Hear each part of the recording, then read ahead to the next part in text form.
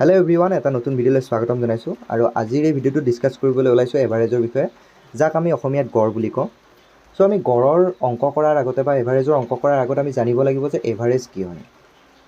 চ' average বুলি ক'লে আমি বুজি পাওঁ যে কেইটামান মানক আমি এটা মানেৰে বুজাওঁ, যিটো মানে গোটেইকেইটা মানকে সমান অৰ্থত বুজায়। এতিয়া মই আপোনালোক বুজাই দিছোঁ কথাষাৰৰ অৰ্থ কি। ধৰা হ'ল এজন গাখীৰ বিক্ৰী কৰা মানুহে কি কৰে, কেইখনমান ঘৰত কি কৰে, ৰেগুলাৰ গাখীৰ বিক্ৰী কৰে।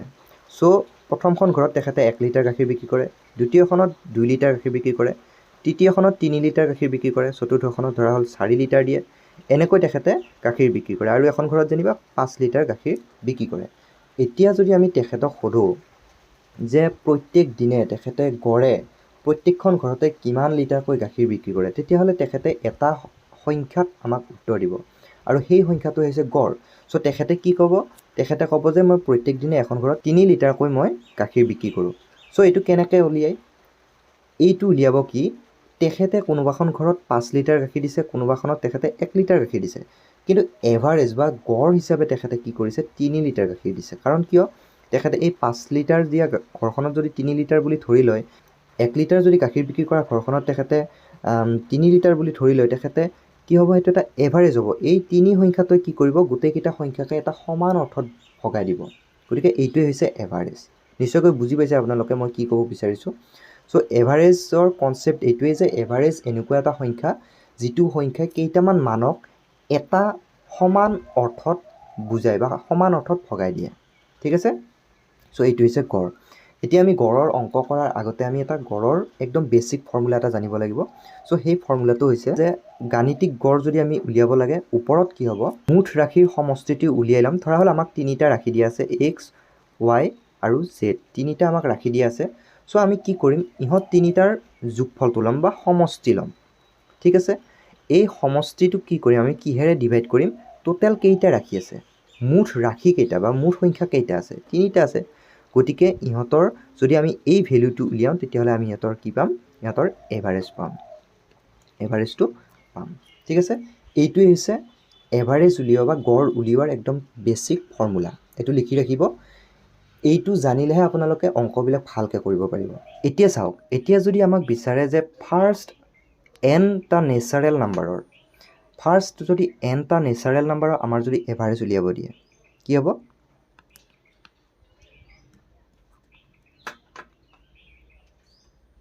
Average of first n natural number.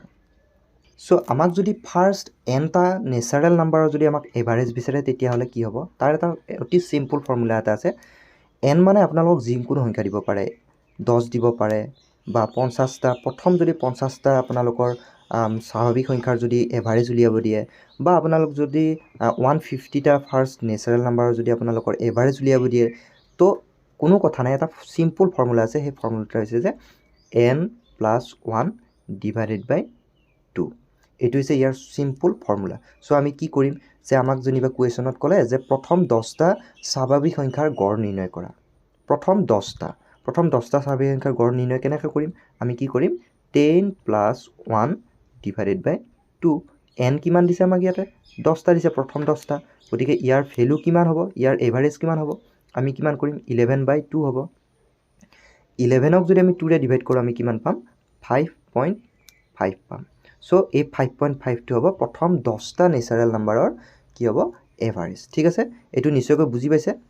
এইটো লিখি ৰাখিব যে ফাৰ্ষ্ট nটা নেচাৰেল নাম্বাৰৰ আমাৰ যদি এভাৰেজ উলিয়াব দিয়ে, তাৰ ফৰ্মুলা হৈছে n+1 ডিভাইডেড বাই 2। আশা কৰিছোঁ নিশ্চয়কৈ বুজি পাইছে। এতিয়া আমাক যদি প্ৰথম nটা অযুগ্ম সংখ্যাৰ যদি আমাক এভাৰেজ উলিয়াব দিয়ে, তেতিয়া কেনেকৈ কৰিম, এভাৰেজ অফ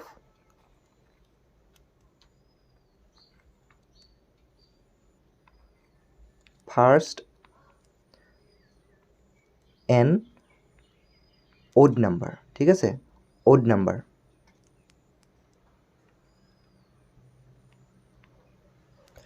কিমান হ'ব, ইয়াৰো এটা ফৰ্মুলা আছে। আপোনালোকক nত যিকোনো সংখ্যা দিব পাৰে, আপোনালোকক প্ৰথম 50তম আপোনালোকক অযুগ্ম সংখ্যাৰ আপোনালোকক এভাৰেজ উলিয়াব দিব পাৰে, কোনো প্ৰব্লেম নাই। ইয়াৰ কাৰণে অতি চিম্পুল হয়, যিটো আপোনাক সংখ্যা দিয়া থাকিব, যিটো এনত যিমান ভেলু দিয়া থাকিব সেইটোৱে হ'ব ইহঁতৰ এভাৰেজ। চ' ইয়াৰ অতি চিম্পুল হয়, ইয়াৰ এনচাৰ কি হ'ব, যিমান দিয়া থাকে। আপোনালোক যদি প্ৰথম 50টা অড নাম্বাৰবিলাক কেনেকৈ হ'ব, 3, 5, 7, 9 এনেকৈ আপোনালোকৰ অড নাম্বাৰবিলাক হৈ যাব।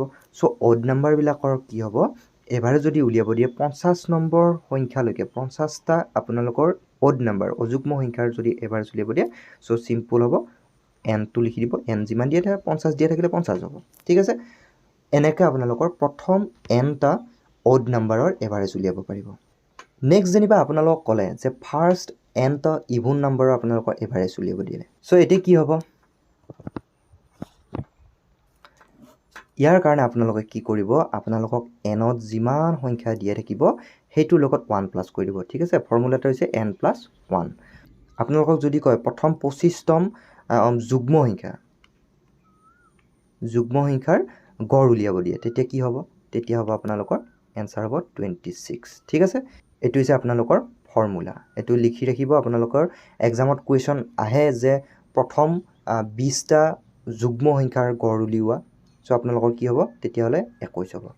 ঠিক আছে, চ' এনেকৈ আপোনালোকে যুগ্ম হওক অযুগ্ম হওক বা নেচাৰেল নাম্বাৰ হওক তাৰ আপোনালোকে কি কৰিব পাৰিব, গড়টো উলিয়াব পাৰিব। চ' নেক্সট চাওক, এই কুৱেশ্যনটো দি আছে, এই কুৱেশ্যনটো এছাম টেটত আহিছিলে। এছাম টেটত এই কুৱেশ্যনটো আহিছিলে। 9ৰ প্ৰথম 5টা গুণিতক কি হ'ব, সেইকেইটা হ'ব 9, 18, 27, 36 আৰু কি হ'ব 45। ঠিক আছে, এইকেইটা হৈছে প্ৰথম 9ৰ 5টা গুণিতক, এইকেইটা হৈছে ইহঁতৰ গুণিতক। চ' এতিয়া যদি আপোনালোকক এনেকুৱা যদি এটা ক্ৰমিক সংখ্যা দিয়া থাকে, ইহঁতৰ ডিফাৰেঞ্চ কিমান কৈ আছে, 9 9 কৈ আছে। ঠিক আছে, এনেকুৱা যদি আপোনালোকক ক্ৰমিক সংখ্যা দিয়া থাকে আৰু সিহঁতৰ যদি গড় উলিয়াব দিয়ে, তেতিয়াহ'লে আপোনালোকৰ ফৰ্মুলা মতে গোটেইকেইটা চাম কৰি 9 + 18 + 27 এনেকৈ কৰি থকাৰ কোনো প্ৰয়োজন নাই। ঠিক আছে, আপোনালোকে কি কৰিব, চিম্পলি যিটো একদম মাজত আছে যিটো সংখ্যা, সেই সংখ্যাটোৱে ইহঁতৰ গড় হ'ব। আপোনালোকে কৰি চাব পাৰে যে গোটেইখিনি প্লাছ কৰিব আৰু ইয়াতে টোটেল কিমান আছে।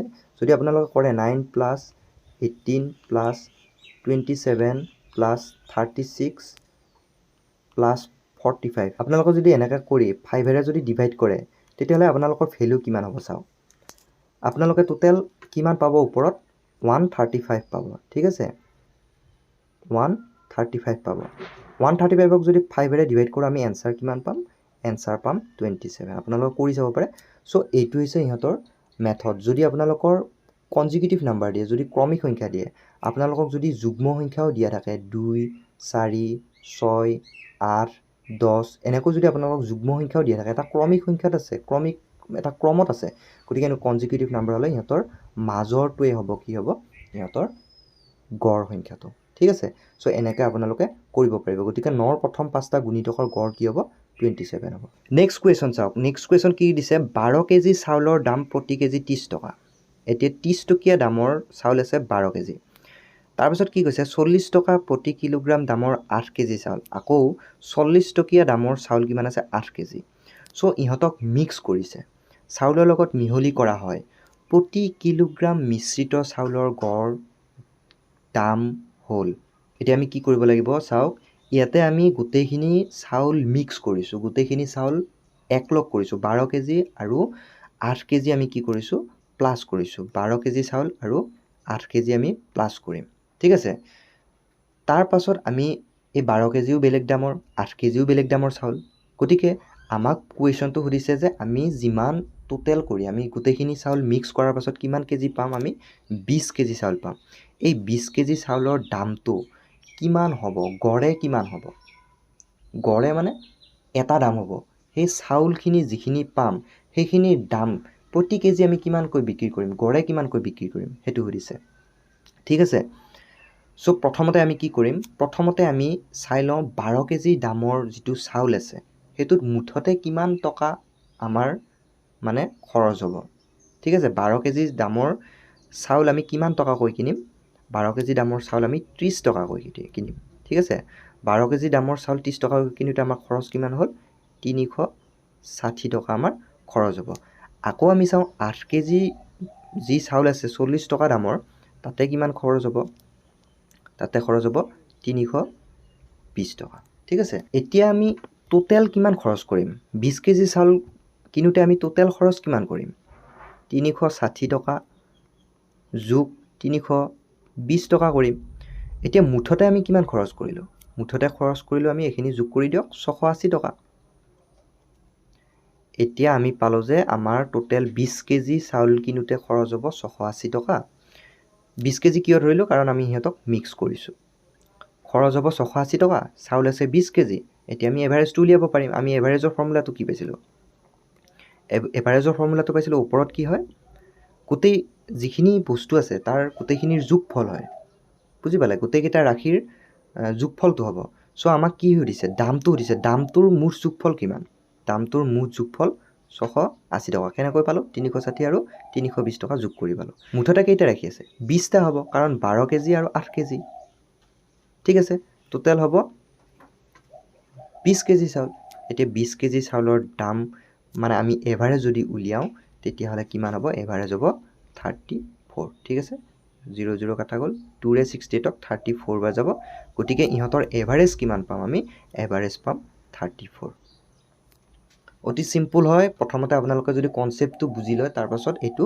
সিম্পল হ'ব নেক্সট কোৱেশ্চন দিছে 20টা সংখ্যাৰ গড় হ'ল 15 আমাক 20টা সংখ্যা দি আছে তাৰ গড় কিমান হয় গড় আমাক কৈছে 15 প্ৰথম 5টাৰ গড় 12 ফাৰ্স্ট 20টাৰ পৰা প্ৰথম 5টা হিয় প্ৰথম 5টাৰ গড় কিমান 12 আৰু বাকি ৰোৱা সংখ্যাৰ গড় কিমান বাকি কেইটা ৰল বাকি 15টা ৰল এই 15টা সংখ্যাৰ গড়টো আমাক বিচাৰিছে সো আমি কেনেকৈ কৰিম সো আমাক কি দি আছে আমি যদি ফৰ্মত বহুৱাই লওঁ আমি গড়ৰ ফৰ্মুলাটো কি পাইছিলোঁ গড় ইকুৱেল টু কি পাইছিলোঁ ইয়াতে সমষ্টি পাইছিলোঁ মুঠ ৰাশিৰ সমষ্টি পাইছিলোঁ মুঠ ৰাশিৰ সমষ্টি আৰু তলত পাইছিলোঁ ৰাশিৰ সংখ্যাটো আমি পাইছিলোঁ তলত ঠিক আছে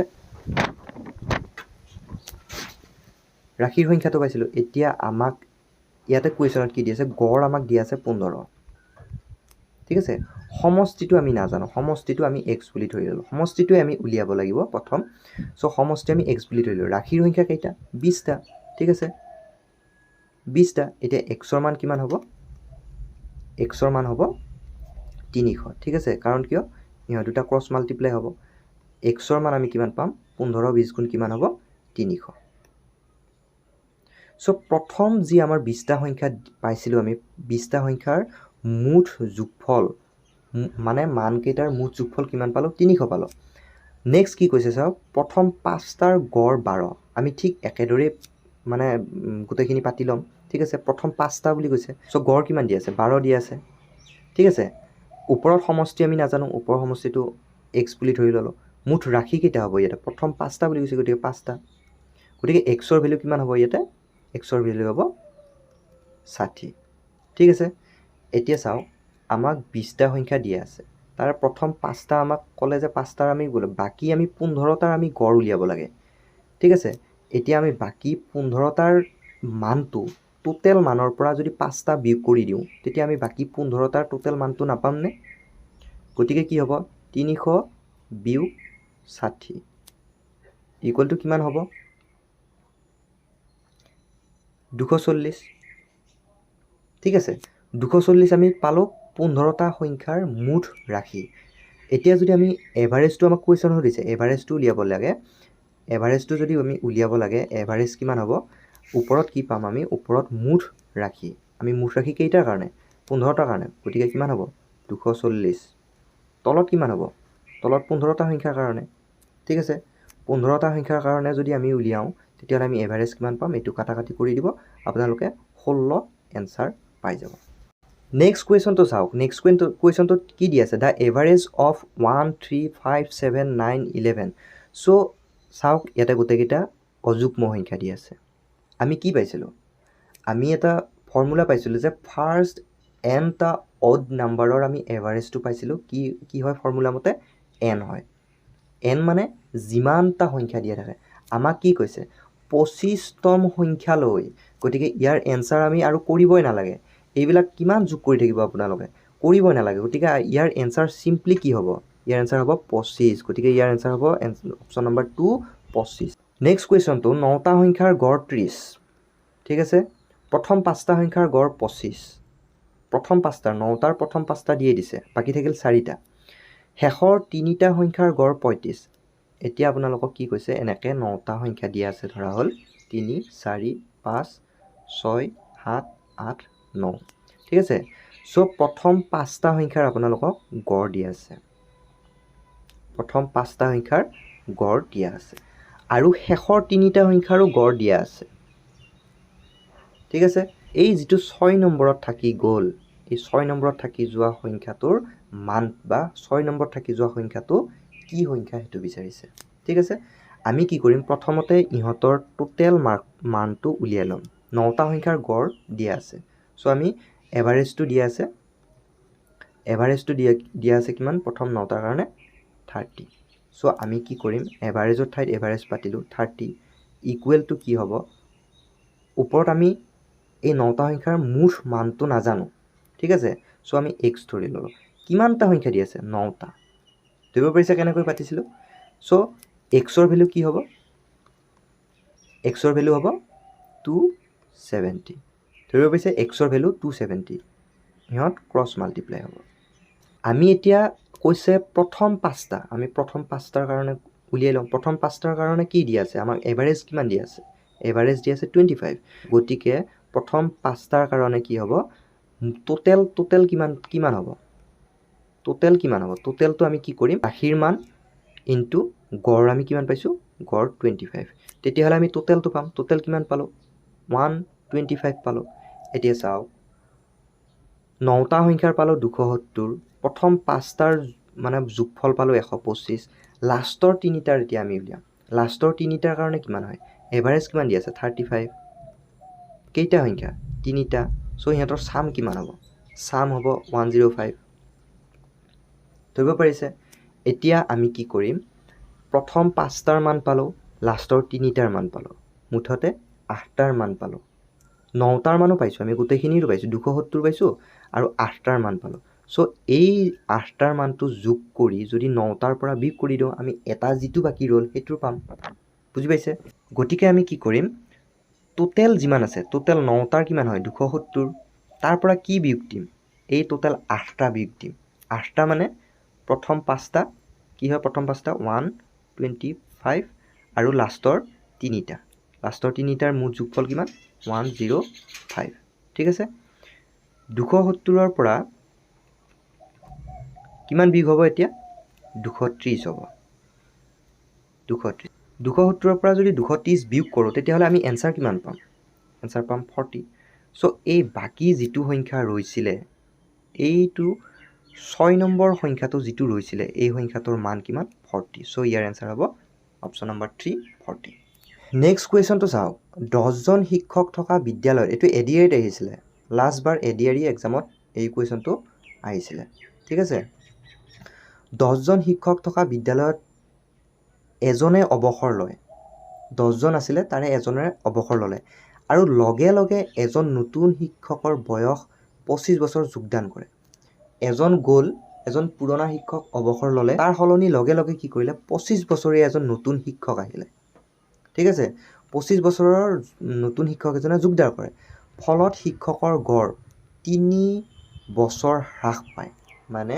তেখেতসকলৰ গড় বয়স যিমান আছিলে তাৰ পৰা 3 বছৰকৈ কমি যায় বুজি পালে এতিয়া আমি এইটো কেনেকৈ কৰিম চাও 10 জন ব্যক্তি আছিলে সো 10 জনৰ পৰা এজন ওলাই গ'ল লগে লগে কিন্তু এজন ফিল আপ হৈ গ'ল সো টোটাল 10 জনে থাকিল এতিয়া কি হ'ল চাওক যিজন ব্যক্তি ওলাই গৈছিল এইটো কিন্তু চাওক এইটো আপোনালোকে ফৰ্মুলা ইউজ কৰি আপোনালোকে কৰিব নোৱাৰে এইটো আপোনালোকে অলপ চিন্তা কৰিব লাগিব এটা কনসেপ্ট আপোনালোকৰ যদি থাকে এই কুৱেশ্যনটোৰ এনসাৰ কৰিব পাৰিব ঠিক আছে এইটো আপোনালোকে কি কৰিব চাওক যিজন শিক্ষক গ'ল সেইজনৰ বয়সটো বিচাৰিছে কুৱেশ্যনত আমাক সেই শিক্ষকজনৰ বয়সটো বিচাৰিছে এতিয়া আমি কি কৰিব লাগিব কুৱেশ্যনটোত কিছুমান কন্ডিশন দি থৈ দিছে আমি প্ৰথমতে কি কৰিম যে সেই যিজন শিক্ষক ওলাই গ'ল তেখেতৰ ঠাইত 25 বছৰৰ এজন শিক্ষক আহিল সো তেখেতৰ বয়সটোৰ অলৰেডি 25 বছৰ এটা নতুন শিক্ষকজনে ফিল আপ কৰিলে তেখেত ওলাই যোৱাৰ লগে লগে প্ৰত্যেকৰ বয়সৰ পৰা 3 বছৰকৈ গড়ে কমি যায় ঠিক আছে সো টোটাল টোটেল 10জনৰ পৰা টোটেল কিমান কমিব যদি 3 বছৰকৈ এজনৰ কমে 10জন শিক্ষক আছিলে 10জনৰ পৰা কিমান কমিব পূৰণ হ'ব 3 বছৰকৈ কমিব 10জনৰ পৰা সো অলৰেডি তেখেতে যিজন ব্যক্তি ওলাই গ'ল তেখেতৰ কিছু বয়স 25 বছৰ এটা নতুনজনে ফিল আপ কৰিছে লগতে কি কৰিছে তেখেতে যেতিয়া গুচি গ'ল প্ৰত্যেকৰ পৰাই 3 বছৰকৈ লৈ গুচি গৈছে বুজি পাইছে প্ৰত্যেকৰ পৰা 3 বছৰকৈ লৈ গুচি গৈছে টোটেল তেখেতে 30 বছৰ তেখেতে লৈ গুচি গ'ল আৰু লগতে যি নতুন শিক্ষকজন আহিছিলে সেই শিক্ষকজনৰ বয়সটোতো তেখেতৰ বয়সত আছেই ধৰিব পাৰিছে তেখেতেতো তেখেত ওলাই যাওঁতেতো নতুনজন আহোঁতে 25 বছৰহে তেখেতে ফিল আপ কৰিলে বুজি পাইছে তাৰ পাছতো কিন্তু 3 বছৰকৈ কমিয়েই থাকিল গতিকে এই যিটো আমি ফৰ্মুলা পাতি ল'লো এইটো আমি যদি ক্যালকুলেট কৰোঁ এক্সাক্ট মানুহজনৰ বয়সটো পাম গতিকে কিমান পাম টোটেল 25 আৰু ইফালে কিমান হ'ব 30 গতিকে 30 আৰু 25 কৰিলে কিমান হ'ব 55 সো তেখেতৰ বয়স আছিল 55 বছৰ 55 বছৰ বয়সৰ ব্যক্তিজন ওলাই গ'ল তাৰ হলনি 25 বছৰ তেখেতে দিলে নতুন শিক্ষকজনক দিলে 25 বছৰ দিলে কিন্তু লগতে আৰু 3 বছৰকৈ যেহেতু তেখেতে লৈ গৈছিল হেতু তেখেতৰে বয়স এই 3 বছৰকৈ যে 10জনৰ পৰা লৈ গৈছিল হেতু তেখেতৰে বয়স গতিকে টোটেল কিমান হ'ব 55 বছৰ বয়স হ'ব সো আজিলৈকে ভিডিওটো এইখিনিয়ে আছিলে যদি ভিডিওটো ভাল পাইছে তেতিয়াহ'লে লাইক কৰি দিব শ্বেয়াৰ কৰি দিব আৰু যদি চেনেলটো এতিয়ালৈকে সাবস্ক্ৰাইব কৰা নাই তেতিয়াহ'লে চেনেলটো সাবস্ক্ৰাইব কৰি ৰাখিব কাৰণ এনেকুৱা ভিডিও আগলৈকে পাই থাকিব আজি কেইটামান কুৱেশ্যন লোৱা হ'ল ইয়াৰ পৰৱৰ্তী ভিডিওত পিছৰ যিবিলাক কুৱেশ্যন আছে খুব ইম্পৰ্টেণ্ট কুৱেশ্যনবিলাক ডিছকাছ কৰা হ'ব যদি কিবা বুজি পোৱা নাই তেতিয়াহ'লে কমেণ্ট কৰিব যদি কিবা প্ৰবলেম আছে তেতিয়াহ'লে কমেণ্ট কৰিব মই আপোনালোকৰ কমেণ্টৰ এনসাৰ দিবলৈ চেষ্টা কৰিম সো পুনৰ এটা নতুন ভিডিঅ' আহিম তেতিয়ালৈকে থ্যাংক ইউ